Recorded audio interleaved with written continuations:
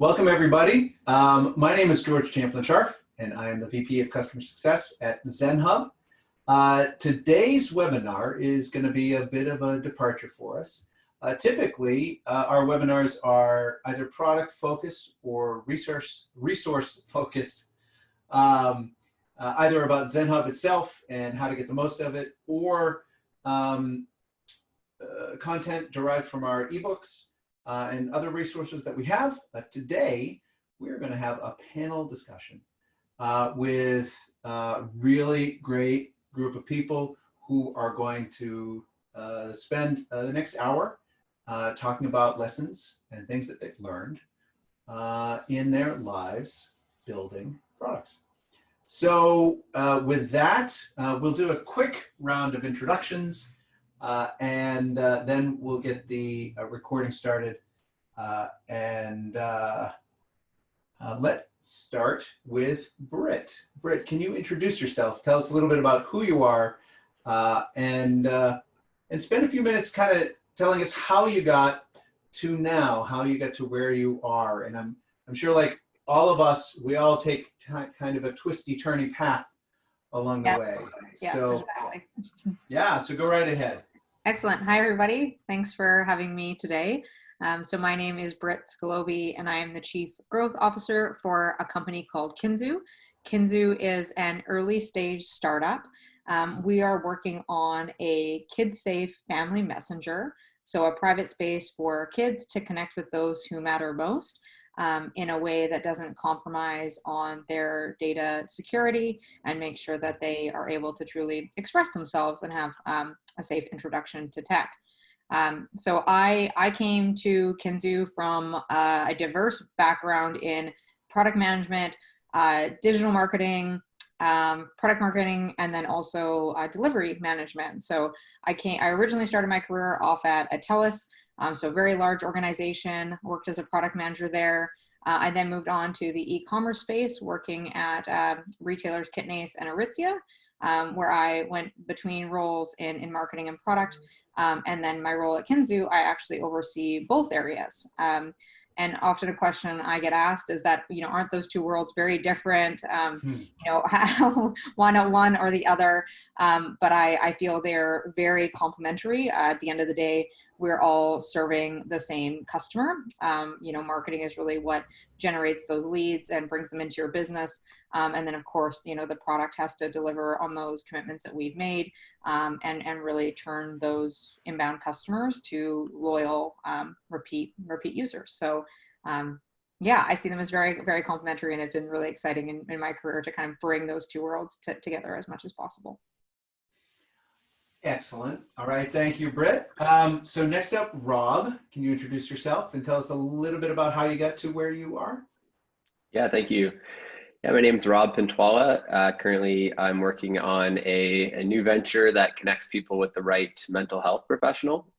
I've been on it for about 2 years right now, and I'm all focused on helping people find the right fit. So using lots of videos and really being subjective towards helping people find the right therapist. Before this, I spent kind of right out of the gates of university. I did a short stint at Uber in Toronto when there was only a few folks there. Then I sold beer for 6 months for AB InBev. So my background is mostly in the sales, business development side. Then I joined a company called Bench Accounting, which is a company that does bookkeeping for small businesses in North America. I was there for almost 5 years as the first salesperson and had hundreds, if not thousands of customer conversations there. And then I did 6 months at a AI-based chatbot marketing platform that was a very early stage startup as well. Again, on the kind of sales side product, having lots of product conversations with early customers. And then, yeah, I've been doing this for about 1.5 years. So really just my kind of mantra is really just be talking to the users as much as you can. And really just try to, unbias your responses for them and figure out, what is a valid kind of feature request and what's not so much. Yeah, so thank you. Excellent. All right. Thanks, Rob. Shane, you're up next. Yeah, hi, I'm Shane Gearon. I'm an automation engineer, currently working at Slack, but previous to this, I sort of started my QA testing career, testing video games. Very soon realized that testing games is not as fun as just playing them for fun. Sort of moved over from that into more like business software, so testing mobile apps, and then worked with a few different companies doing testing for some online software. Worked at Hootsuite for quite a few years as part of their automation team. And then, recently just joined Slack and started working with them. And yeah, I'm loving it so far. Excellent. All right, cool. Ufuk, you're up. Yes, thank you. So hi, my name is Ufuk. I'm an engineering manager on the Ruby infrastructure team at Shopify. So Shopify is an all-in-one commerce platform for anyone to start, grow, or run their business. So it's a Canadian company. It started as an e-commerce company, and now it's like a multi-channel, all-around commerce company. And my team is the Ruby infrastructure team there. So Ruby is the language that the Shopify platform runs on. And my team basically works at the boundary of open source and internal developer tools. So we are basically custodians for the performance and improvements on the Ruby language and all the tooling that we build. We're a developer acceleration team inside of Shopify. So we're kind of building tools for internal developers, but they're also products that are internal products. How I came here is I've had a pretty winding road. So my formal education is in sciences. I'm a physics PhD. As I was doing my PhD, I kind of like grew into the software field. So I got a job, and then I started working at a startup, which lasted for about 10 years. We're doing like voice-based solutions, voice over IP, voice XML was a thing at the time. So we built a voice XML browser there. And then I had a short stint for about 3 years doing startup incubation. So I was managing director at a small accelerator, like a boutique accelerator we had in Istanbul, Turkey. And then I started working remotely for a tech company based in Toronto. And then ended up in Shopify about 2 years ago now. Excellent. And then I realized I didn't cover myself, which seems a little silly in retrospect. So as mentioned, I am VP of Customer Success at Zenhub. I've been here for a little while. And before I was at Zenhub, I was actually a Zenhub customer. So I came to the company from one of our large enterprise customers. I spent quite a while at IBM in the IBM Watson AI organization. I was part of the small team that took the Jeopardy game playing system and turned it into a domain independent question answer system. I worked on the plumbing. I was not on any of the cool stuff, infrastructure build and other stuff like that. Testing, and before that spent a lot of time in mobile and going back a long time. I will, as I tell some of my tales today, will probably date myself, but I've spent a long time in software and have worked in support, test, development, design, product, success, and other roles and organizations. So I've done a little bit of everything, as have many of the people on the panel today. So we're going to cover a couple of things. So we're going to cover some things that have gone well in our careers, right? Some of like a big win that we've learned from. We'll cover some things that haven't gone well, maybe a big fail that we've learned from. And through it all, the kind of common thread will be how we have brought learning and education into our daily lives. So, with that, let's start with things that have gone well. So we'll talk about some wins. Britt, would you like to get us going? Yeah. So any win or the biggest release win of my career? Is that Sure. Yeah, let's go for it. Okay. So I think there are two notable major releases that stand out for me in the course of my career. Of course, I think as product managers, there's many kind of amazing releases along the way, but two that I'll touch on. So one was when I was with Kitnase, which was which is still in business, is an e-commerce fashion retailer. They do have a physical footprint as well, so both the digital and the physical. But I was working on the digital side, and I originally joined the company in a delivery manager capacity, working with the internal e-commerce team who are working on iterations of the current website. So we were doing, very much an agile practice, ongoing improvements. But in parallel, there was a major initiative underway to rebuild kind of the full e-com tech stack. So that wasn't just the website and the flagship website, but it was the payment gateways, the fraud management portals, our cloud infrastructure, our shipping and logistics communication. So it was a pretty major initiative. We were working with an external vendor on that project, and it didn't have a kind of an internal lead representing, say, the internal stakeholders. And kind of watching that project and seeing it go through some hiccups and challenges, I kind of put up my hand and said, hey, I think I can take this on as well, and hopefully add some more structure and rigor to the plan, and get this thing out the door as the major company priority for the year. So I stepped into that world and was pretty flexible in terms of the approach that I used. So because it was such a large cross-functional initiative, it involved team members from across four countries. So we were working with time zones out of the United States, out of India, out of Russia, out of Canada. And it was such a long lead initiative that impacted, again, the entire supply chain and the customer ecosystem, that while we were running our kind of ongoing agile iterations, we decided to put together a more proper project management framework to ensure that we could handle a release of this complexity and communicate dates effectively across the organization.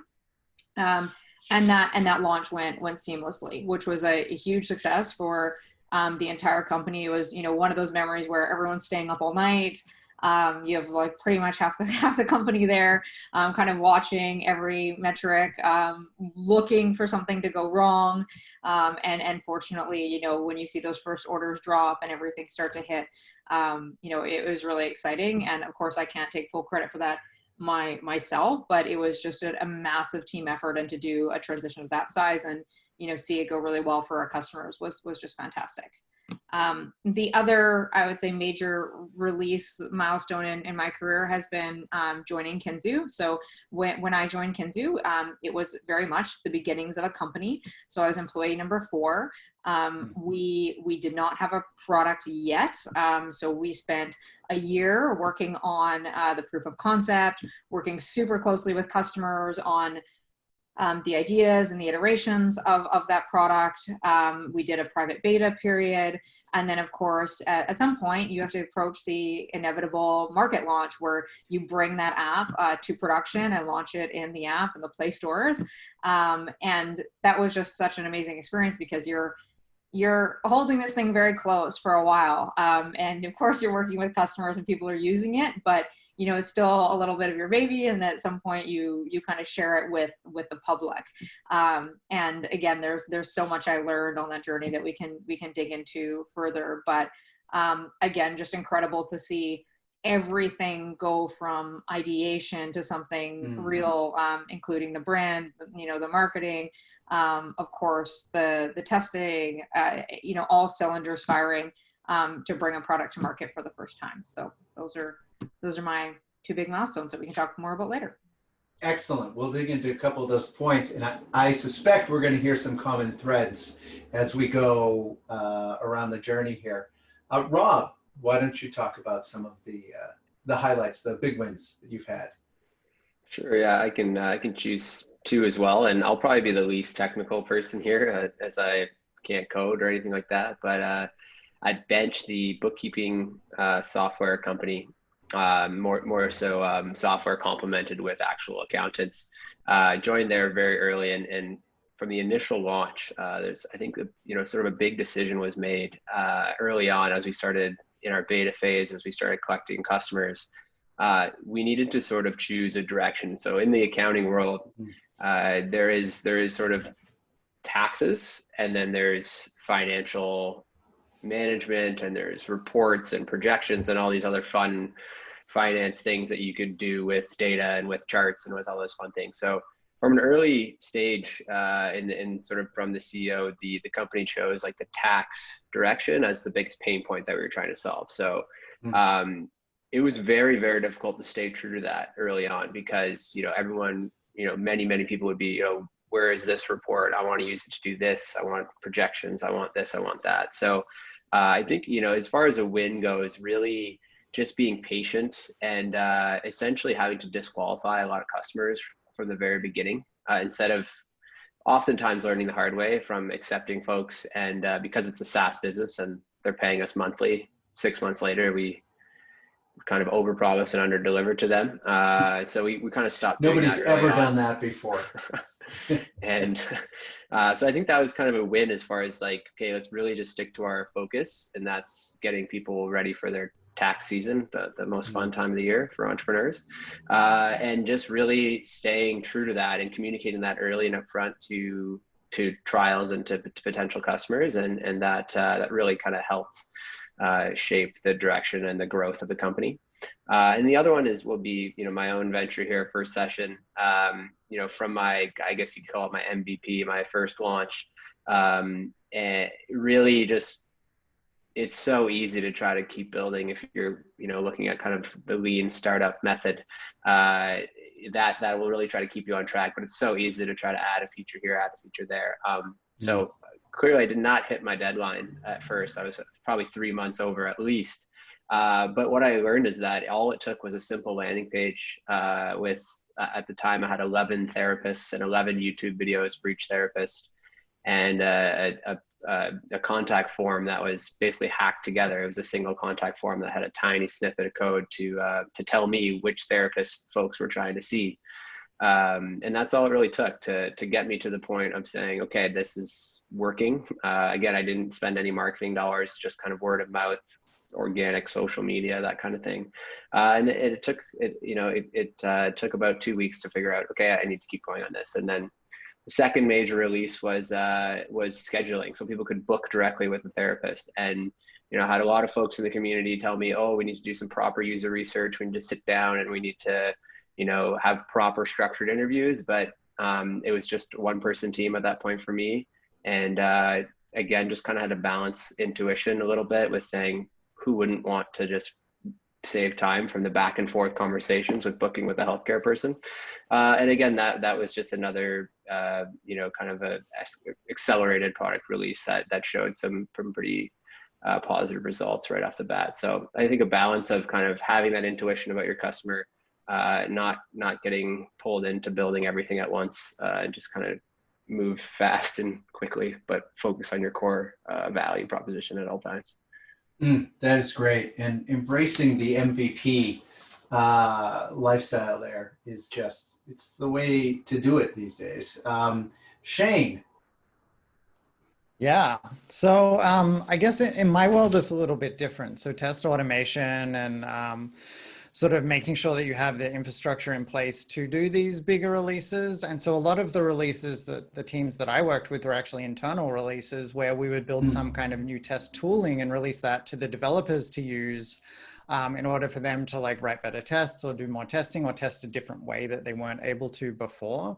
And so one of the biggest wins was taking, while I was at Hootsuite, we had a lot of web browser testing that we were doing, but it was all being done by QA specialists and automation specialists, people who sort of knew code, but also knew how the test framework worked. And there was a lot of overhead in writing a test, which made it kind of impossible for developers. And so we took a project and said, hey, we can do this in a much simpler way. There's new technology out now that we can do with web browser testing, and kind of we can write documentation and do a training course. And the actual release that we ended up doing was just, it was a brand new framework, but the focus was on getting developers able to write their own tests to sort of accelerate the amount of testing that was done within the company. And I think just the main keys to like having a big release like that work were, we did the market research. We were talking to the developers, asking like what they need to test, what they're working with, and then providing them examples in the domain that they're specifically asking about. So we gave example tests for each of the major teams and say, hey, we took a test and rewrote in this new framework for you to show you how it works. And then that final piece of running that training session is kind of like the demos for the customers, where we're there saying, hey, there's this brand new thing, here's all the cool stuff you can do with it, and showing that off. And I think those are the kind of things that, while it is an internal release, it's still kind of universal there. And then the second part that I deal with, another big win, was working with another company, Procurify.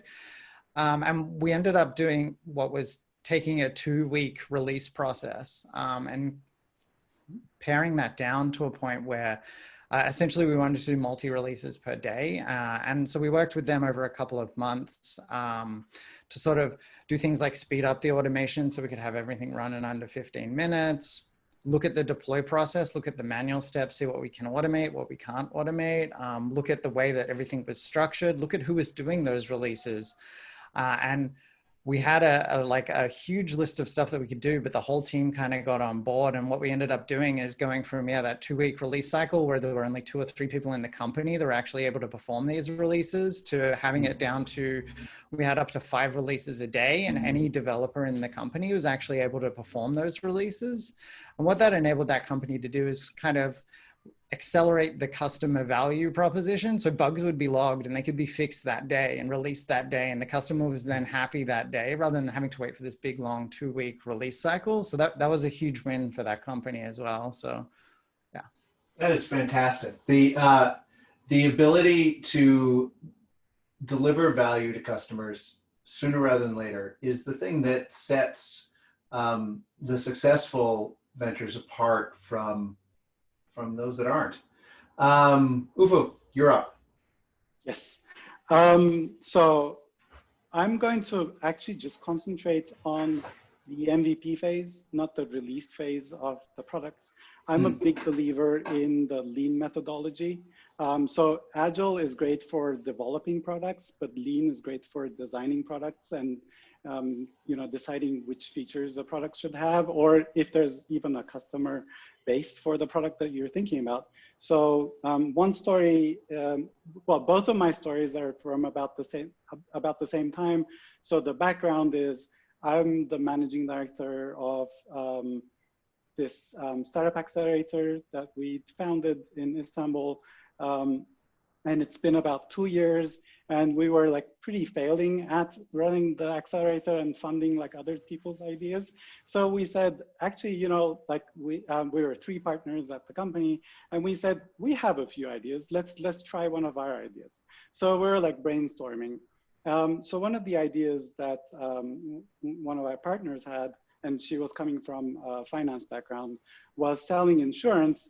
And we all kind of had like similar problems buying like auto insurance. We just wanted, like, all the sites that were out there were just like asking zillions of questions before you even saw like a price quote. So like they were asking your name, like irrelevant details about you just to show you a quote. And we were like, oh, we can just like ask for 3 pieces of information. And we'll be able to get like all the details about the person, about the car, to be able to give them a quote. And then they can just like purchase in 3 steps. So the idea was like 1, 2, 3. So we were asking for their Turkish national ID number, the license plate number, and the email just for us, so that we could send them the policy. So that was the idea. But I was like, I'm not going to write a single line of code before we validate this idea. So I said, give me a day. So what I did during that day is I basically, there were like a few online insurance sales sites. So I built from a web-based template, from a web page template, I built a Ruby on Rails application that would go and scrape a competitor's site. It would like fill in like default values for all the other fields and just like send the values that like we'd taken from the customer and basically get the codes. But I was like really careful. I wasn't showing like any details about like where the quote was coming from. I didn't show like any brands or anything. So the idea was we would show the customer some quotes and then we would measure if they would click the purchase now button, which would take them to a page that said, sorry, there's a problem with our payment gateway. We can't process payments because I don't want to be responsible for collecting credit card data on a fake site. So we're just trying to measure that. So we did like a little bit of Google ad spend around the keywords that we would be targeting and got some customers onto the site and watched it overnight. And it had like the conversion rate that we wanted at the beginning. So we said, okay, there's like merit in this idea. Let's start building it. And then we built it and it was semi-successful, but we had to close it afterwards due to like some organizational problems. But that early validation, which was cheap, and very fruitful in our case, was for me a very successful product release or the beginning of it. Oh, those are all amazing stories. I love the being able to validate without writing any code. That's the whole thinking behind the MVP process, right? Trying to get to the point where you can validate your idea. We at Zenhub have embraced this. We late last year we released a roadmap feature, and we were in the office one day before the pandemic, and we thought, you know what, this would be really cool if we could provide risk assessment automatically on the roadmap. And so we literally did we right-click, inspect element, change the colors of the bars on the roadmap just to see if people would respond to a red, yellow, green color coding to show risk on the roadmap. And yes, they responded. So that kind of like fast experimentation, getting validation of the idea is hugely powerful. And it's so different from the way things used to be. Early in my career, I worked, when I was first starting at IBM, I worked on a product. This is so far back, there were years in the product names, all right? So that puts me in the late 90s at this point.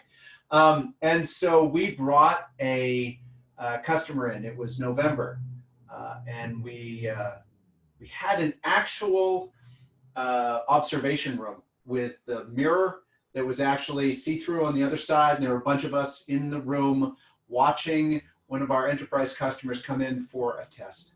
And they got set up, and my friend Nancy went in and said, all right, so when you were last here in February, now this is November, right? When you were last here in February, you told us that you had this major blocker that you needed help with. So let me show you what we've built for you. And they stopped, looked up and said, oh yeah, we don't need to do that anymore. And behind the glass in the other room, we were all like, we just spent all summer and into the fall working on this thing for, oh my. And not too long after that, a couple of years later, so people got together in a room and created this thing called the Agile Manifesto. And it started us on this path. And things are so different now, but I have to say, when the Agile Manifesto came out and, you know, and I read that our highest priority is to satisfy the customer through the early and continuous delivery of valuable software. I flashed back to that moment in the observation room, and it clicked, and it really changed. So from that failure, right, of not checking in with a customer along the way, right, of not validating the idea without investing a huge amount of time and effort into it, learned from it. Britt, what are some of the things that have been failures for you that you have learned from? Okay, so one failure, and it ties in similarly to Rob's journey of launching a new product, was when we were building out Kinzoo as a proof of concept. One thing we were doing really well was we were engaging with customers all the time. So this is even pre-development. So we would do, a series of designs, we'd put them in front of potential customers, and we'd get feedback, and we'd iterate, and we do that, a number of times over. And throughout that whole journey, there was this one feature that we had considered really critical to be included in the MVP. It was an exciting feature. Our competitive set didn't have it. We felt it was solving a real problem for customers. And our customer feedback around it was fantastic. People really loved it. If they see, if we would ask them what are a few things about our product that you really like, it would almost always come up. So, we had a lot of reason to think that we were totally on the right path. And although it was a relatively complex feature, the effort seemed very much worth the impact that it could have. So we rolled out iOS first into private beta, and then we had it with this feature. And of course, with private beta, what starts to happen is you are expanding now the customers that are using the product, and they're using it in a more of a real world scenario. And that certainly, I don't think was a failure of our process prior. At some point, I think, Rob, as you said, like you're doing what you can with what you have, right? And it's not feasible at all stages to be testing with hundreds of users. So you're testing with kind of small sample sizes, but now you're in private beta and you're testing with a lot more people. And again, we continued to do surveys, and we would see this feature come up as it's really cool, it's amazing, I love it. So what makes me it's building affinity for me to use this product. But then we also started to hear some not so great feedback. And one of the examples of this was I actually went out for a coffee a date with someone who had been testing our product. And she was a mom, and she was talking to me about the product, and she very transparently said, this one feature that you have, I have to say it doesn't work for me and my ex-partner. And it makes me actually not want to use the product at all. So for her, it was a total deal breaker, not something that was building affinity, but something that actually would turn her off of using the product. And what we realized was that there was a group of families who were a different persona than the majority of the folks that we had been interacting with, where this feature left them with a totally different impression. And we did make the judgment call to say, okay, we can change our mind. So like that was, that's a lesson learned. That's the win, is we said, we don't need to be attached to this thing. We can now deprioritize it. We removed the feature from iOS, and we never built it for Android. So we did save some time in that way. But there was certainly a learning in that we had user personas, but they weren't robust enough. And again, it's this balance of when you're an early stage company, how many people are you designing for? You're trying to focus on an early adopter and a small user group, but we clearly missed a very important persona to us that had a totally different impression, and that has stayed with us forever. Now we always kind of bring up that persona every time we're thinking of a new feature. And make sure, like, does it work for them? Does it feel the same for them? And I think that's the challenge of building a product like Kinzoo, but also what's really exciting is that we're building for families, and families are incredibly diverse. So it was, a great lesson learned of you can focus as much as possible, but you can't become so narrow in your focus that, you miss critical user groups that otherwise would be, a perfect fit for your product. That's so great.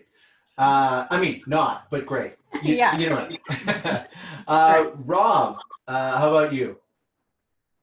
What were some things that a failure or two that that you learned from? Yeah, the last company I was with was this chat bot, sort of AI, say that loosely, AI platform that's meant to help mostly like direct to consumer brands communicate with their customers through chat and automation. And a lot of risks were taken and a lot of bets were made, and they didn't really work out. So a couple of the issues that I can say that happened was one of the bets was just the entire market. So this chatbot market, if you look to Asia, it's very mature, and there was a lot of noise about chatbots over the last few years. It seems to have quieted down now. You don't see too many now anymore, which could be why it was a bit of a failure. But I think there was a big bet just based on the market adoption in general. So that was just like, we got to build this thing. We're going to put a lot of resources into the product. We got to make a great product. And eventually the customers will get there. Eventually they're going to want to use this. So you're sort of just betting on this full market momentum. So that didn't quite pan out. And I think one of the main challenges was this particular group, amazing product team in this company. And the challenge was a lot of their kind of focus group early users were from pre-existing relationships at prior companies. So I would say, as kind of a third party who wasn't at this early stage, I would imagine a lot of these folks are very biased. These are existing relationships. They worked with them through a different product. And it must have been very hard to get true feedback around what they would use for there. It was very platform dependent. So at the time, it was very much built on Facebook Messenger, and Facebook Messenger would make one change and you're done, basically. So, we were trying to build for SMS and other things, but we were so dependent on Facebook that made it very difficult. And another issue was, I think we got a little bit desperate and we started kind of producing this content around trying to educate potential customers around how you could use this. But it was all quite hypothetical. It was all, let's look at what you can do with this, and you can achieve 20% increase in this because the open rates on chat is 80% and on email it's 15%. So kind of just a lot of fluff to try to get some initial traction. And then the final thing I'll say that I think was done was really we're following a few customers that were using the product early on in sort of an enterprise-like fashion. So really we're investing on what they wanted, and kind of we would sort of build whatever they asked for without really thinking about the broader market in general and whether that would be something that other customers would use. But we only had a few customers. So we kind of took that enterprise mindset without really the enterprise pricing to back it up, or like the enterprise funding needed to build that and the run rate. So that was a challenge, but really good learning as well. Oh, those are all good. So I think I laughed maybe a little too hard at the idea of building on top of someone else's platform, because that's one of the things we do here at Zenhub. We build on top of GitHub as a platform, and occasionally suddenly there'll be a white bar at the top of the Zenhub screen, and it's because our good friends at GitHub tweaked a CSS file somewhere, and suddenly we have to zig when they have zagged. So I think we've all been there for sure. Shane, how about you? Yeah, I guess there've been a couple of releases that kind of stood out to me as something to learn from, definitely. One of them I remember back at Hootsuite when we were launching the Instagram feature.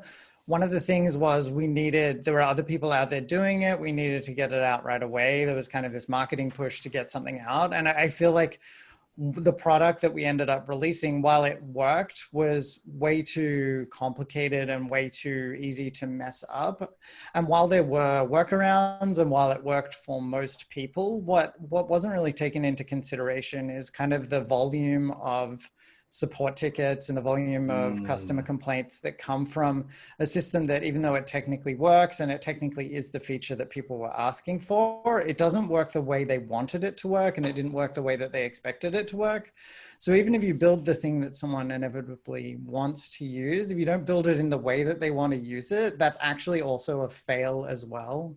And so I think there were a lot of learnings from that. And obviously the feature now is much better, and it's gone through a lot of iterations to improve it.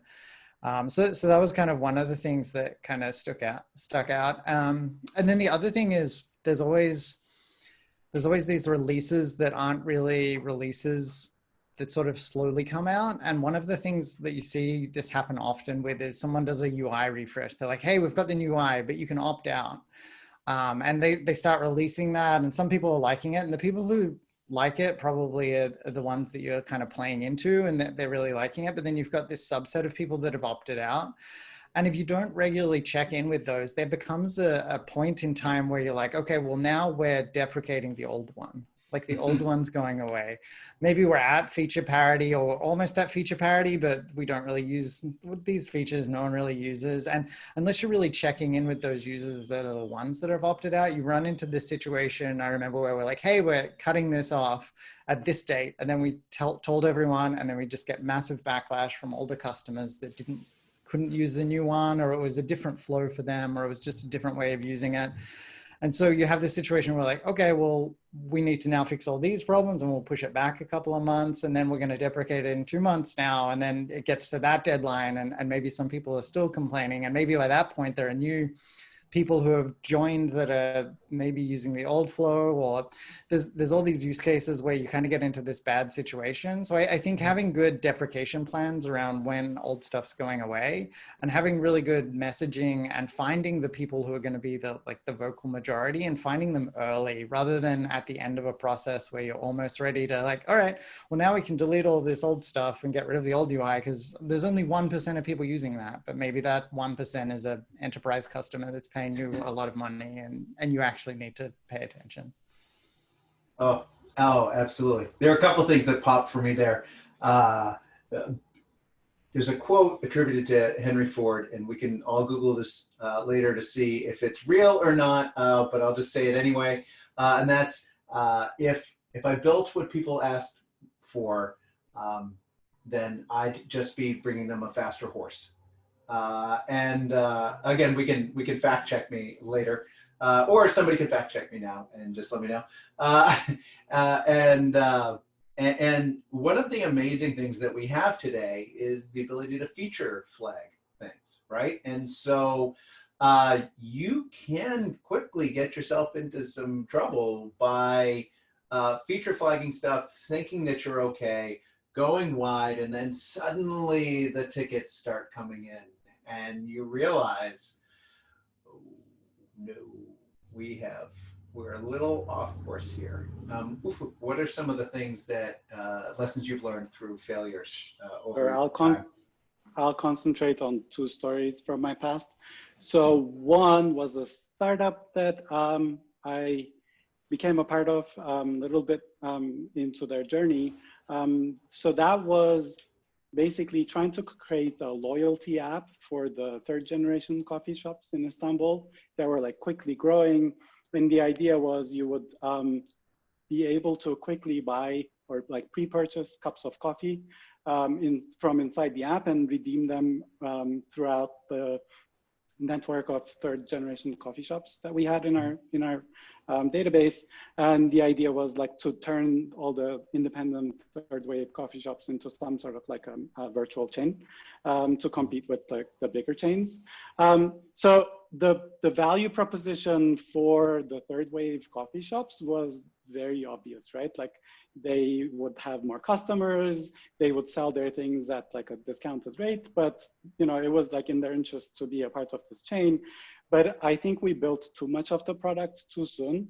And it was like almost perfect. Like we had everything. You would be able to see coffee shops and the facilities they would have and purchase different things. You would purchase subscriptions, etc. Like we had too much of the product, but then we quickly realized that people really didn't understand how to use it. People really didn't understand the value proposition. And like, I guess they found it like easier to access like one of the bigger chains as well, like majority of the people. So that kind of like didn't really go anywhere. So we had to shut that startup down, but at least we kind of failed early-ish in there. I have another failure thing, but that's a failure from which we learned a lot, and it was like a fast fail. So that's kind of both a win and a fail. So around the same time that I was talking about the insurance thing, before we landed on that idea, I was also like watching the tech scene in North America, and I had realized that like this concept of lockers for e-commerce like being a thing before Amazon had like lockers installed in various places. Before that was a thing. So I was thinking e-commerce in Turkey is pretty big. People, you know, have deliveries coming into their houses, but sometimes, you know, they can't find you at home, so they don't have anywhere to like drop the things, the parcel, because, you know, it's mostly like buildings and apartments, so and we don't have concierges or anything. So there's like nowhere to drop the parcel. So you would have to like call them and go and get your package from the nearest location, basically. So I was thinking, like, can we build lockers? Like, can we build lockers for white collar workers or for students who have to live in dormitories? So we were like assuming they probably had the same problem. So we said, how can we test this like really easy and like really cheap without building anything? And our MVP then was just a questionnaire. So we prepared this like 10 question questionnaire that was basically asking people about their e-commerce shopping behaviors, not even like any deliveries. The last few questions was about, you know, do you have any problems with your deliveries when you buy, you know, online? And what happens if you do, etc. But like, it was obvious that we weren't really asking them about deliveries and their problems. We're just like asking them about, you know, their, you know, e-commerce purchasing behaviors. So we went to malls at lunchtime where we would find white collar people having lunch, and we'd just like approach them and ask, you know, ask questions. And we also went to campuses, to dorms, and just like find students and see if they were having problems. And after doing, I guess, about 30 or 40 interviews, we quickly realized that the network of trust in the country was so high that there was no need for a product like ours. Because like everyone would say, like they can always like drop it off with the neighbor, or like, yeah, the point where I need to collect my parcel is like really close to my home, so I can just like pick it up on my way home. Or one like really, really extreme case in the dormitory, there was this security guard who would actually pay out of pocket. If he had to pay for the delivery, he would pay out of pocket to receive the delivery, knowing that he would get the money back from the student as he was handing off the parcel. So like after hearing that story, we're like, okay, like we can't beat this with lockers or anything.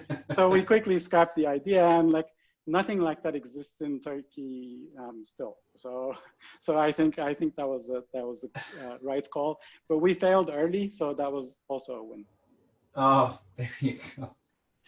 That is an amazing level of trust right there. I'll just go out and say that. That's awesome. All right. So one of the things I think that we have heard throughout has been around what we've learned from things, from these experiences. Now, you know, it's often said that failure is the best teacher. In addition to that, Britt, what are some things that you do to grow and learn in your day-to-day? That's a great question. I think the first thing I do to grow and learn every day is solicit as many perspectives as possible. I think that's, you know, and speaking of the releases that were a success kind of early in my career, what I was able to do in those is have a super wide variety of people who feel comfortable and confident saying what might not work, right? Where the risks are, what can go wrong, what they aren't excited about, what they are excited about. So I think one of the things that I try to do in my day-to-day work is just create that really open door and build those one-on-one relationships. Even in that story of the failure, you know, I was hearing the negative feedback, but sometimes it took creating an environment where the customer was able to be super transparent, to the point of not worrying about hurting my feelings, to be very blunt, to really kind of drive home some of the feedback. So I think having one-on-one relationships. Another failure story that I was going to share at a bigger scale was a larger organization where we were looking to really transform a major part of the e-commerce experience. We were doing all the right things, so it seemed, right? We were having check-ins with all the stakeholders. We were having big reviews, like everything was very transparent. It was not secretive where we wanted to go and where we were taking the product. And then in the week before launch, one of the most senior stakeholders just wasn't having it anymore. Didn't buy into it. That kind of changed their mind and pulled back. And again, I think a lesson learned out of that was I didn't have the level of a personal relationship with that individual that I think I could have to have better sensed, where her head was at, where maybe her reservations were coming from, that she may not have been comfortable expressing in, a group setting. So as a product manager, I think having those personal relationships and being really open and receptive to feedback from all individuals is critical. Communication is probably the most important tool that any of us have at our disposal. And yet it's the one that organizations most often have the biggest problem with. That's great. Rob, how about you? What are some of the things that you do to stay sharp, to learn, to grow, to expand? Yeah, a good book I read pretty recently about a lot of these conversations and removing bias with potential customers or current customers is called the Mom Test. Really good book written by a product manager. So that's one way. Another way is just there's so much amazing stuff out there on podcasts, especially with some of the best in the world. And feel free to anyone message me if you want a few recommendations. But there's incredible. I mean, every VC firm has a podcast now, and they're interviewing top product managers and telling stories. So podcasts are how I like to. I have a dog, so I like to walk the dog and listen to podcasts. But just try to think of your own biases when you think about products, when you think about using things, and people will ask you all the time whether things are going to work or not. But you can have conviction and speak for yourself, but then realize that the world is very diverse and businesses have different problems, especially. So I think just try to think of your biases as much as you can. Oh, that's good. So podcasts have transformed so much of our day-to-day lives. It's almost hard to imagine what it was like before we had them, it's unbelievable. And I've just added the Mom Test to my reading list. So thank you for that recommendation. Shane, how about you? Yeah, I think definitely some of the obvious things like going to conferences, watching just video recordings of them, and then reading engineering blogs as well is kind of how I try to stay up to date on the technical stuff. And then if I really want to learn something really deeply, one of the tricks that I have is just to sign up to give a presentation on it or to run a training session on it or teach someone else. Because as soon as you say, oh, well, yeah, I know how to do that. But as soon as someone says, oh, okay, well, can you teach 100 people how to do that? Then you're like, oh, actually, well, and you dig deeper and you learn a lot more than what you actually, it's like, why does this work? I know if I do this thing, it'll work, but why does it work like that? And so that's another little hack that I have where it's like, well, if I sign up to train a bunch of people on how to do something, I'm going to learn how that something works a lot better as well. Oh, that's great.